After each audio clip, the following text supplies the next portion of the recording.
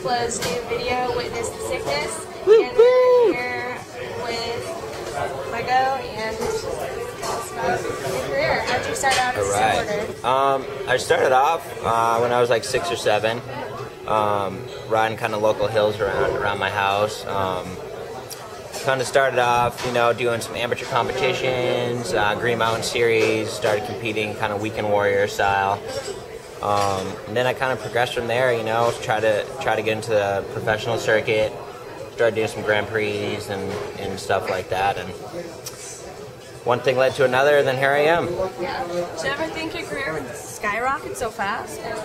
No, it's been kind of like a slow. I feel like for me, it's been pretty slow, like getting to the point where I am right now. I've had some, you know, some highlights for sure, but it wasn't anything that was just like, you know, took off or anything like that. I feel like it was pretty progressive. Yeah. And so you're from the New England area, correct? Yep. Southern New Hampshire, southernmost town in New Hampshire, Seabrook. Did you ever see yourself being like an international star that you are now? I always kind of, I guess, dreamt it. You know, I've always, that's what I wanted to do. You know, as a little kid, you know, I ended up kind of dropping out of school. I finished freshman year in high school, and then I was like, peace. I want to be a professional, and so I kind of pursued that to my fullest. And yeah, I guess I did see it. But you know, I kind of had no other option. Just wanted to be a pro. And as far as this new movie, Witness the Sickness, how would you say it compares to last year's Bad Reputation? I like it. I like it a lot more. It's a lot more upbeat, and it's got a lot of good writing in it. Yeah, it really does. Yeah. So you used to get like a signature trick or something in the movie that? Yeah, I guess. You know, I hit one of the biggest jumps I've ever hit this year. I was out in Idaho. It's a big step down.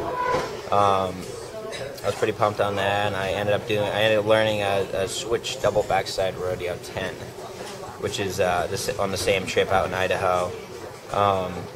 So that's in the movie, and obviously everyone else's insane parts are in there too. Did being from the East Coast and New Hampshire specifically influence your snowboarding style and how your career developed? It had a big influence on it. You know, I rode a lot of half pipe coming up on the East Coast. I even like raced for a couple years when I was younger too.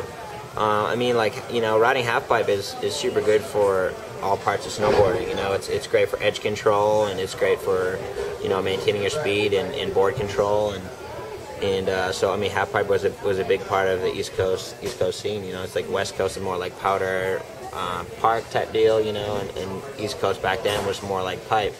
So it had a big factor on it, and then also had a big factor on, you know, weather. Weather back here is not as good as the West Coast as far as like months of snow, and you know, when it snows here, it gets glazed over with ice, you know, and it kind of, you know, really I don't know, when you go out west or whatever and you get the right conditions, you really shine, you know. So that definitely helps the East Coast rider too. Okay, so we all heard about your Olympic kind of scandal thing with pictures and the medal. What do you mean? How there's a picture of you with the medal around your waist and the girl kissing it. Guilty. So did you choose to leave the Olympics on your own accord, or were you sort of pressured to leave? It was kind of a both. It was kind of a dual. Like the USOC, United States Olympic Committee, and then the US ski and snowboard team.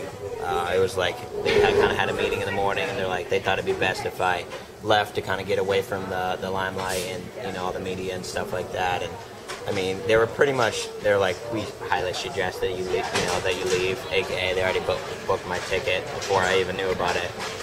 And I mean, they kind of told me to leave, you know, and you know, I didn't want to, obviously, you know, I had a right as an athlete, as an Olympic athlete, to stay there or whatever, but I would have had to go through a bunch of baloney to kind of stay, And, you already had your medal anyway. So. I had my medal. I just got in, got out, you know.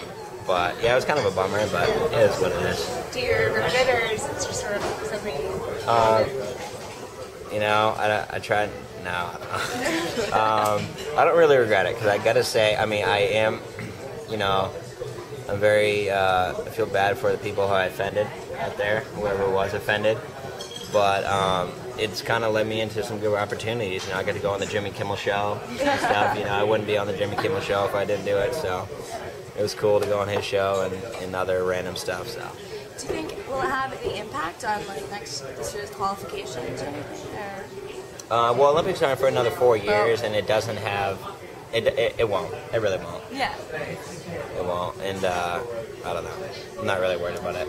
And what did it feel like when you found out that you were a medal? Well, I knew for sure that I was guaranteed a medal when I was at the top of the run right before I dropped in. But I knew, but my best feeling was like the best probably 5 minutes of my life was like right after I landed my run, because I knew that I landed the run that I wanted to land, and I knew it was going to score well, you know. So I was just like on top of the world. I mean, I was just like, you know, couldn't be any happier, you know, for like first 5 minutes, and then I kind of had to refocus. I'm like, all right, I got one more run. Let's not get too ahead of myself and let's buckle down. But yeah. So has your life changed since the Olympics? My life has changed, not super dramatically, but it has changed a little bit. When I was single, I can get a lot more girls. That's pretty much about it. No, I don't know. Let me think. I don't know. It was just, you know, it was a huge goal of mine to make the Olympic team, you know. And I guess it just gave me that big extra confidence boost that, like, you know, like, yeah, I can make the U.S. team. And then, like, you know, once I made the U.S. team, I was like, all right, I really want to get a medal. So I gave everything I could to go out and, you know, practicing half pipe, you know, and going out and getting a medal. So, I mean, it's just like, I guess it's a kind of a confidence thing, you know, something that I can kind of carry over to different aspects of my life. And you know, it's kind of like goal setting, you know, it's like seeing something I want and figuring out a way to get it type deal. And it's kind of giving me the confidence and knowing that I can go and do that. All right, man, yeah, I'll talk to you later. Sorry, what were you saying? So about the future, what are your plans, Scotty? Anything? Future. Well, I can tell you what's on the plans for next year. I'm going to be competing again. You know, I'm going to be doing the Dude Tours, X Games, US Open, and then I'd like to start filming again with Travis Rice's new film with Brand Farm Cinema, a movie called Flight. So I'll be doing some filming with those guys, and then obviously still, you know, heavily on the competition front too. So, yep. So trying that out, and we'll see what happens, you know. Well,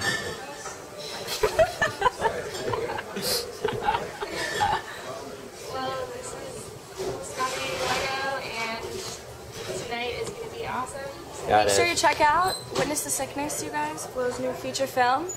And if any of you are interested in taking a trip up and boarding where Scotty grew up boarding, you should check out SnowRiders. Oh yeah, check it out. It's a real deal.